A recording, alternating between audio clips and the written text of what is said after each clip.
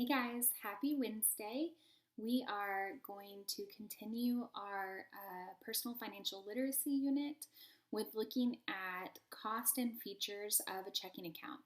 So, using the lesson we did on Monday about finding a percent of a number, that will be helpful as we move forward and talk about different types of checking accounts, as we look at different types of credit cards and debit cards next week.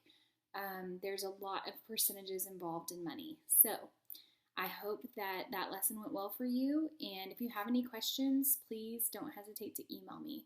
But this should be a pretty easy lesson. So with a checking account, when you open up a checking account at a bank, there's different features involved. And checking accounts can offer various features depending on the type of account, and then the bank, every bank is different. So every bank they set their own rules for their checking account. And a checking account is just a place where you keep your money. When you're older, even probably in high school, when you have a job, you might open your own checking account.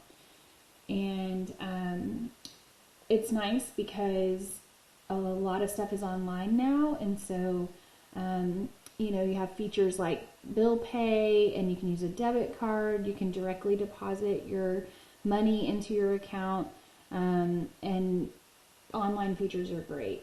So banks offer features at a cost, or they charge fees when certain requirements are not met, and these fees are withdrawn. Remember, that means money being taken out. Deposit is money put into your account. Withdrawn means the money's coming out. And there's something called an overdraft fee.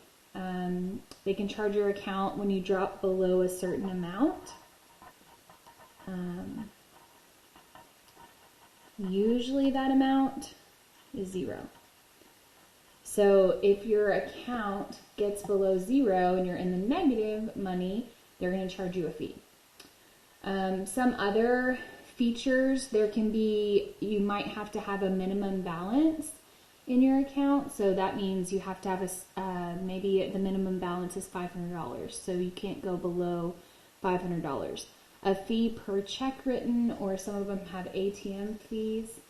And so basically, when you're looking at opening your own account, it's important to weigh the various options and decide which banks have better features for whatever your particular needs are.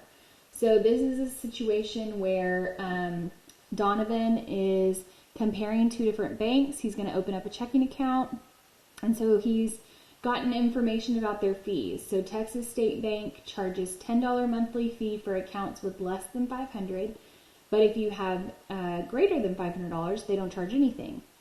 Lone Star Bank has a 1% monthly fee for accounts with less than $1,000.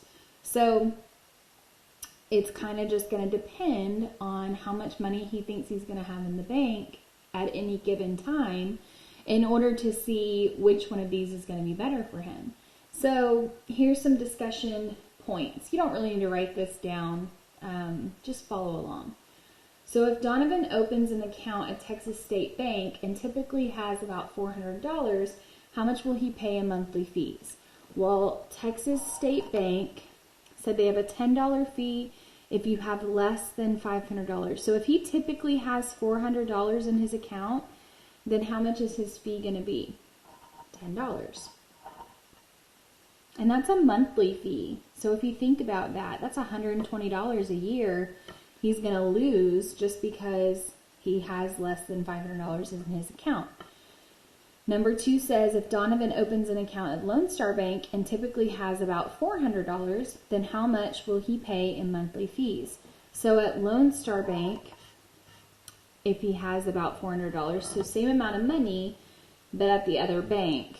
Well, the Lone Star Bank charges a 1% monthly fee for anyone under $1,000. So I've got to figure out a 1% fee of his $400. So remember from our lesson on Monday, that's multiplying. We turn this 1% into a decimal, So 1% is 1/100. And then we're going to times it, multiply it, by the amount of money that he has. So he has $400, and there's a 1% fee. So 0.01 fee. Make sure you get your decimal in the right spot. That's going to be crucial. There's 2 numbers behind the decimal. So his fee here is only going to be $4. That's not bad at all. So in that situation, if he's got $400 in his account, which one's going to be the better option? Texas State Bank or Lone Star Bank? Well, this one, Lone Star Bank, is going to be the better option because they have less of a monthly fee. Now, if he has more money in his account, the situation will be different. So if Donovan opens account at Texas State Bank and typically has about $800 in his account, then how much will he pay in monthly fees? Well, at Texas State Bank, if he has greater than $500, there's no fee. So no fee, $0. But if he has that same amount, the $800, but he goes with Lone Star Bank, well, they're still charging, if you're under $1,000, they're still charging that 1% monthly fee. So 800 times that 1% fee. Remember to change it to a decimal. Don't just multiply times 1. If I did 800 times 1, that means his fee is $800. That doesn't make sense. I need 1% of that amount. So $8. That makes more sense. So in this scenario, if he's going to have about $800 in his account, then it's going to be wiser to go with Texas State Bank because they don't have a fee as long as you're over $500. But Lone Star does until you reach over $1,000.